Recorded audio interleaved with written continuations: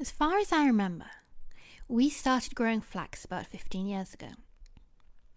I was interested in spinning and weaving and liked the idea of making my own cloth, and my father suggested that we could try growing flax, which, when spun, makes linen thread. We live in Brittany, which used to be a renowned flax and hemp producing area, and for centuries Breton cloth was famous all over the world. Even today, you can still visit local flea markets and find lengths of old hemp material and linen sheets and traditional peasant shirts. The union of Brittany with France and the Napoleonic Wars had a negative impact on the Breton linen and hemp industry, but both fibres continued to be grown and spun and woven in Brittany until about 100 years ago. The 20th century brought industrialisation, war, and the exodus of many people from the countryside to the town, and as a result, skills built up over millennia were lost in a few decades. When we decided to grow flax for ourselves, we could find no one whose advice we could ask, and no books we could read. There was no old flax processing equipment that we could buy. It had mostly rotted or been burnt years before, and almost no information on the internet. However, I did find out that there are two different sorts of flax plant: short, dwarf varieties, specially bred for their seeds, and traditional, long-stemmed varieties. The long-stemmed plants are the ones to grow if you want to produce your own flax fibre, and I ordered some packets of seed from a small company in England. There were some planting instructions on the company's website, so we read them carefully and set about preparing a small patch of our best soil and trying to make it as weed-free as possible. It seems that flax plants should be very close together to encourage them to grow tall without side shoots. So at the beginning of April we sowed the seeds very thickly, probably too thickly, in two little squares with a path in between, so it would be easy to hand-weed the rows later on. The seeds germinated easily and grew very fast. We learnt later that people used to believe that flax takes 100 years between sowing and harvesting. Because the flax plants grow so straight, they do not provide much shade, and weeds flourished on our small patch. I remember hand-weeding them every few days, and then hoeing very carefully between the rows. When the famous blue flowers appeared, I was surprised to discover that on sunny days they opened up in the morning and closed again in the afternoon. The flowers were replaced by funny spherical seed heads, which turned from bright green to yellow then dark brown. There was a lot of discussion about when to harvest the flax. I had read that if harvested early, the fibres will be fine and silky. If harvested later, they will be coarser, but the seeds will have matured, so you will get a crop of both fibre and flax seeds. Flax seeds are also called linseeds. I also read that the time to harvest is when the bottom half of the flax plants has turned yellow, and the top parts are still green. In spite of all our discussions, we probably waited too long, but even so, harvesting the plants was easy.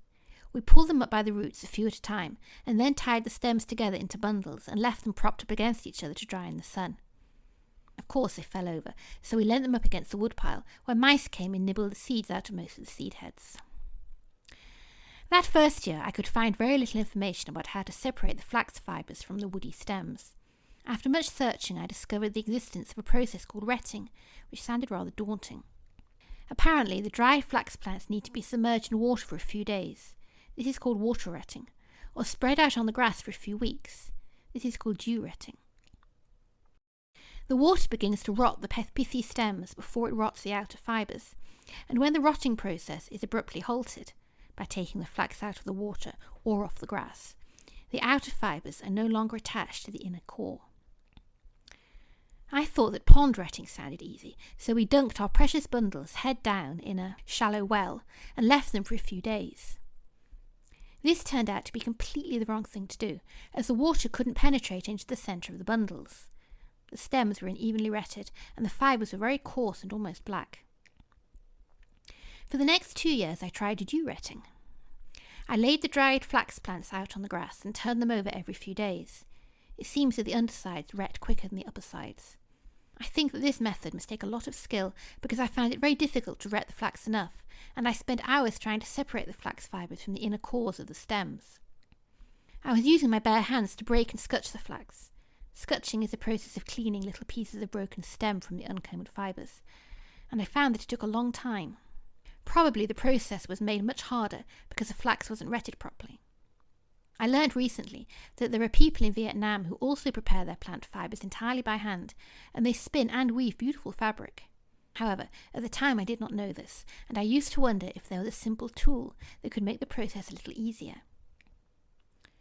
It was probably in our 3rd year of flax growing that I found some videos online created by 2 men living in Pennsylvania in the United States. They were growing and processing their own flax using traditional European-style techniques, and they had the most amazing collection of old tools and equipment. I discovered that when flax is water-retted, the bundles should be untied and spread out on the surface of the water, then weighted down with some long pieces of wood to ensure that they are fully submerged. I also discovered the existence of a marvellous tool called a flax brake. This consists of 2 horizontal planks set on 2 legs with a 3rd plank that goes up and down between them. The flax stems are laid across the planks, and the 3rd plank is brought down upon them repeatedly, smashing up the stems, but leaving the fibres intact.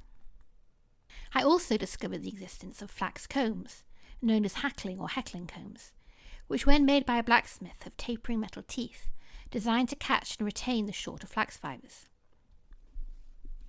Of course, until recently, tools exactly like these were everywhere in Brittany, and when I went to a local festival in a small town that had once been a centre of flax production, I found a man demonstrating how to process flax using a traditional flax brake. In great excitement, I asked if I could take the measurements of his wonderful tool, and over the next few months I made a flax brake of my own, although carpentry is not my strong point. My father made me 2 hackling combs by hammering nails through a piece of plywood, and later found a genuine old flax comb, with tapering teeth, at a local flea market. The real breakthrough, however, was returning to water retting.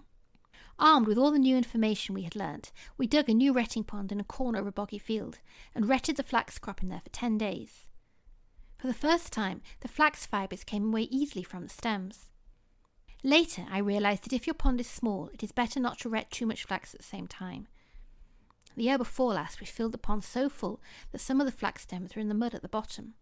The fibres turned black, and it was hard to separate them from the stems. Last year was much more successful. We retted 15 to 16 bundles at a time, and the fibres were golden yellow instead of silver yellow. They were also softer than usual, though I'm not sure why. The better the flax is retted, the easier it is to break.